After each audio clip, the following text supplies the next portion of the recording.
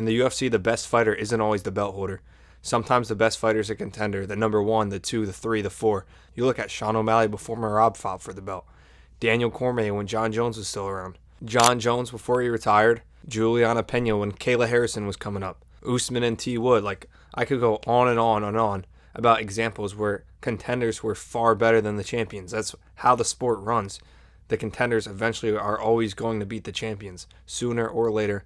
And today I'm just going to be talking about the flat-out best fighters in each division. Whether they're a champion or they're a contender, I'm just going to be picking out who I think would beat more opponents than anyone else and has potential to run the division. I'm going to have some controversial takes in here for sure.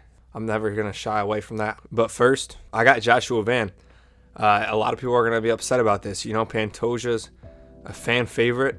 He's grown on a lot of people, myself included, but let's look at the facts. I mean, if Pantoja goes out against Van like he went against Kai Kara France, where he's just swinging and shooting for takedowns aimlessly with no regard for defense, getting out of position, someone like Joshua Van with as clean as a counter-striking pedigree as he has will punish Pantoja for those poorly set up shots.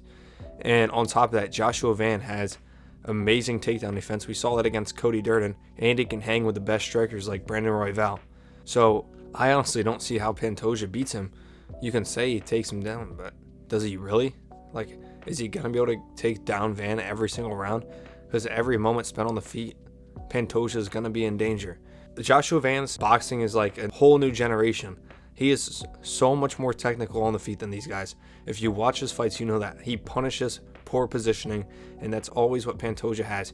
He gets hit a lot too. Whether you like it or not, Pantoja gets hit a lot. You don't want to be getting hit by Van, who has some of the most powerful hands in this division, where power is very rare. Van will punish Pantoja if he comes in like that.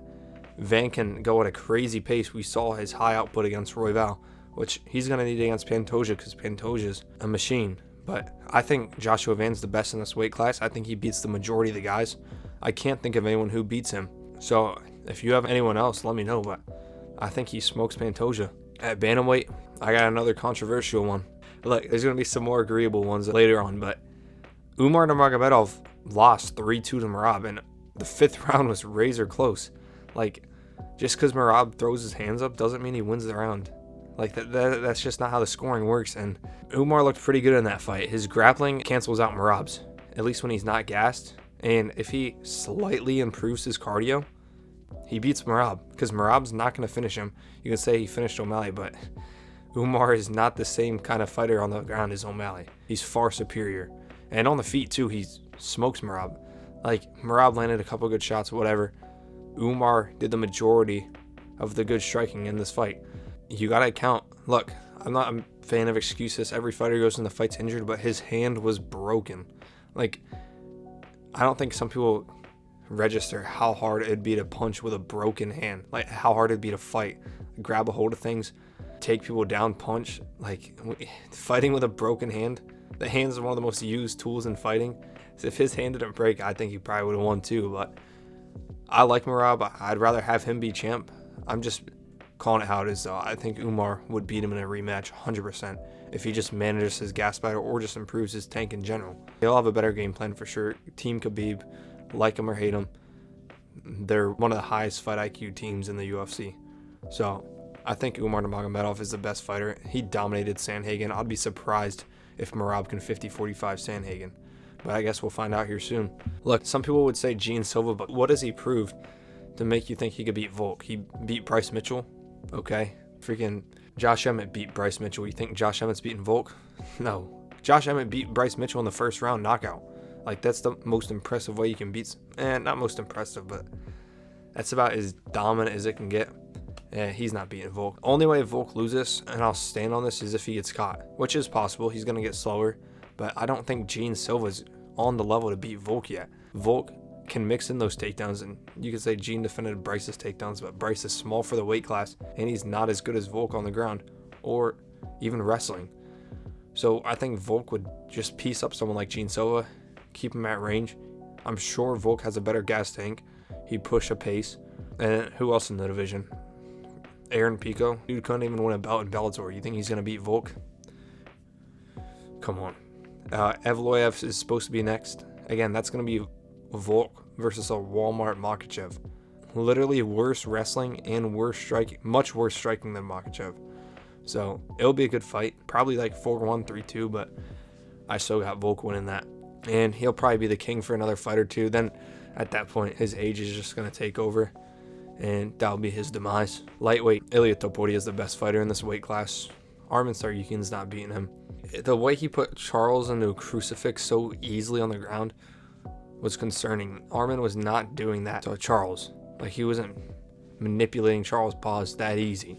Who else would be a challenge for him? Gaethje? Bro. Gaethje is going to lose his last couple of brain cells if he fights Topuria. Then you got Paddy, slept. Holloway, already slept him. Probably will sleep him again.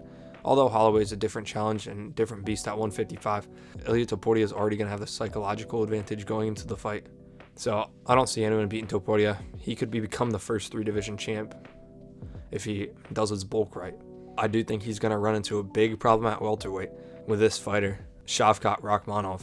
A lot of people are sleeping on him because he had a close fight with Gary. Gary's an elite fighter. I don't know why. He 4-1 Carlos Prates, one of the most prolific knockout artists in the UFC. And people think going 3-2 with him is a bad fight. Plus, Shavkat had a litany of injuries going into that. That was not Shavkat's best night. That was Ian's best night, and Shavkat still won. I think Shavkat beats Makhachev, to be honest, as well. Makhachev's getting up there in age. He's not getting any better. And he's just a bigger fighter, like way bigger than Makhachev. And his striking's probably equal in the grappling. Makhachev might have an advantage.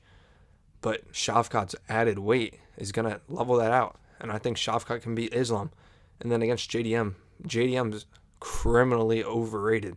He went 3-2 with Bilal in a majority striking match. If you account for the takedown threat, Shavkat will be piecing up JDM. And he'll be able to take him down or at least hold him there and gas him. I think Shavkat's the best fighter at welterweight. And I was never a big fan of Shavkat either. I never really hopped on the train. But I don't see anyone beating him. He has a crazy chin. This dude has a freaking brick head. He was piecing up Ian Gary. Like, I'm telling you, he's going to piece up Makhachev if they fight, and he will piece up JDM. And if not, he'll take him down. Simple as. Like, 10 finishes, 10 submissions. That's what it is roughly, all right? I don't know the exact number, but this dude's a beast. Best welterweight fighter, and I'm actually pretty confident on it. Middleweight, I got DDP. Look, if this is for the best wrestler in each division, I'd pick Khamzat, but it's not. It's the best fighter, and I think it's DDP. DDP just outstruck Strickland for 5 rounds, who was one of the best strikers in the middleweight division. His striking defense is insane, and he was piecing him up. Costa and Adesanya could not even touch him, and Dricus du Plessis was tuning him up the whole fight. And then as far as his grappling goes, he submitted Israel Adesanya for his first career submission. This dude's a legit fighter. His gas tank's crazy. He can push a pace like none other. We've seen Khamzat gas out, which is part of fighting. If you go first round Khamzat every round, sure, maybe Khamzat's the best, but it's a 5-round fight, and I don't think anyone's beaten DDP in a 5-rounder until he retires or gets washed. Like, his striking's just too good, and then if you want to match him on the feet, he has that takedown and the submission ability. He is a prolific grappler. I could see him submitting Khamzat. That sounds crazy, but dude, he will piece up Khamzat on the feet. I don't care. Don't tell me. Oh my god, you really think the dude who pieced up Izzy and Strickland isn't going to be able to piece up Khamzat? Like, that just sounds ridiculous. And then maybe Khamzat will probably take him down, right? Dricus isn't going to get submitted like Rob. Rob's is kind of overrated. Like, has Rob beaten anyone elite in the past 3 or 4 years? Costa, Vittori, close fight with Izzy. DDP, I think will beat Khamzat. We'll see. This might age like milk, or it's going to age like fine wine. So I got DDP as the best fighter in the middleweight division. Light heavyweight, you got to go Magomed Ankalaev. Specialized striker, but he has pretty good grappling too. Only loss is to Paul Craig, and then he has a no contest against, or it was a draw against Blachowicz. He's going to beat Pereira again, unfortunately. That's just what all signs point towards. Pereira is going to be even older, even slower. He might have slightly better grappling. Since he did join MMA so late, his grappling still does have room to grow, but his striking is probably going to be worse. And you really think he's going to use all offensive grappling on Ankalaev? Ankalaev beat him on the feet. Like, he didn't get a single takedown. Alex got more takedowns, I'd argue, than Ankalaev. He had that one trip. So Ankalaev is unfortunately going to beat Alex. And who else is going to fight him? Yuri? Yuri keeps his hands down. Magomed's going to catch him right down the pipe with a straight. I don't know if it's going to be his left hand or his right hand, but either way, one of his hands is going to be connecting to Yuri's chin. Yeah, Dominic Reyes is actually a bad matchup, but again, he's so chinny. If he gets caught once, it's game over. If Dominic Reyes can survive, who knows, maybe he could be the first one to actually beat Magomed Ankalaev, like the Paul Craig win. Magomed was destroying him the whole time, and then literally Chael Sonnen and Anderson Silva Part 2. It is what it is, but I don't see anyone beating Magomed Ankalaev at light heavyweight right now. For the heavyweight division, I mean, come on. Who else would it be? Jalen Almeida's close. That's about it. Like, this division's so trash. It's unfortunate. It really is, because it used to be insane. I think they should let these guys either A, take steroids, or B, open weight class. Like, it goes 207 plus. I just think that's how it should be. Those are the two biggest ways you could spice up this division. Otherwise, it's just going to be slobs forever. People who don't want to cut down to middleweight. And the people that do actually fit in a heavyweight are the Gans and the Aspinalls and the Almeidas, the Pavloviches, the Volkovs. Those are the guys that are going to be at the top of the division. People who are actually built for heavyweight. Everyone else who's just a fat middleweight is always just going to be a top 15 Apex bar brawler.